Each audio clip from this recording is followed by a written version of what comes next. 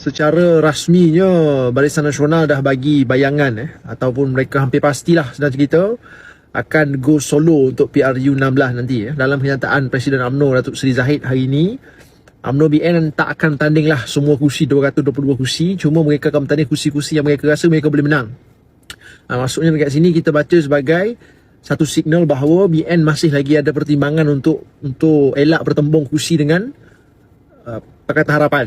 Itu hak mereka lah, BN nak solo ke, mereka nak masuk atas nama perpaduan ke apa ke, itu mereka punya pasal lah, kita tak boleh halang. Tak apalah, suka hati mereka lah, macam mana pun kita terima. PH tak ada masalah, kita nak lawan kita lawan, nak kawan kita kawan, no problem. Itu kita punya prinsip. Okay, cuma belah kita ni macam mana, belah PH tu utama sekali Parti Keadilan ni, apa kita buat, apa persediaan kita menuju PRU 16. Semalam Timbalan Presiden PKR Saudari Nurul Izzah telah melancarkan satu sistem pilihan raya trust, yang mana kita pakai AI, Artificial Intelligence, untuk turun ke bawah. Kita nak tengok apa rakyat nak dekat bawah, kita pakai trust. Kita sampaikan maklumat pengundi dengan lebih tersusun, lebih sistematik daripada ceruk-ceruk kampung, akar-akar umbi apa semua, sampailah ke peringkat parlimen. Teori trust ini simple saja. Basically ini adalah sistem untuk memudahkan pimpinan atas untuk connect dengan pengundi dengan lebih mudah.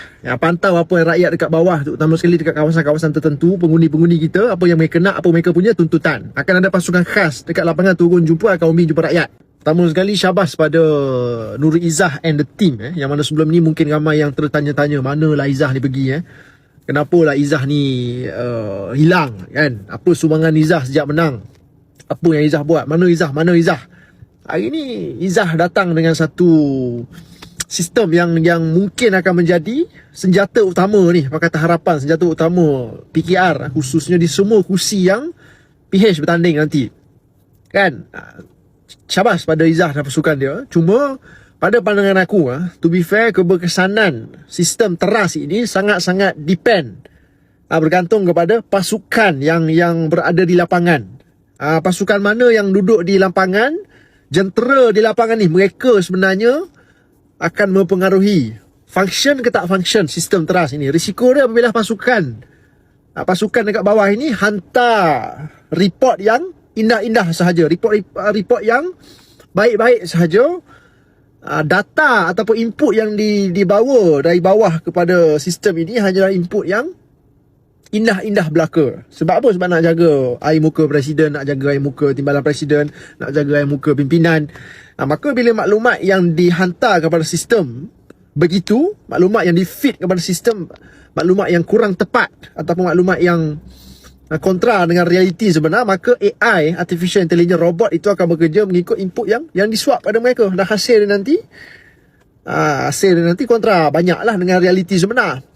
Itu yang pertama lah. Yang kedua, tahap keyakinan rakyat kepada naratif digital yang kita akan cipta oleh PH dan PKR, yang kita akan feed pada rakyat itu sendiri, belum tentu lagi rakyat dekat bawah ini akan terima. Mungkin rakyat dekat bawah ini, kita beranggapan rakyat ini nakkan ekonomi yang kuat.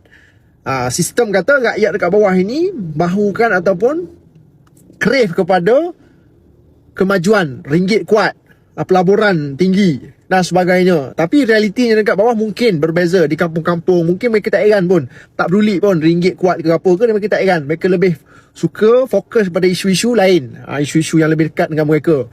Tapi still, this is a very good system untuk PRU 16 nanti. Kita nak ukur jadi tak jadi ni, function ke tak function, tunggulah nanti tengok macam mana bila sistem ini fully applied di semua kursi-kursi yang kita bertanding nanti. Semua kursi yang PH bertanding, baik di DUN, baik di parlimen, kita akan tengok sistem ini berjaya ke tak berjaya, boleh pakai ke tak boleh pakai.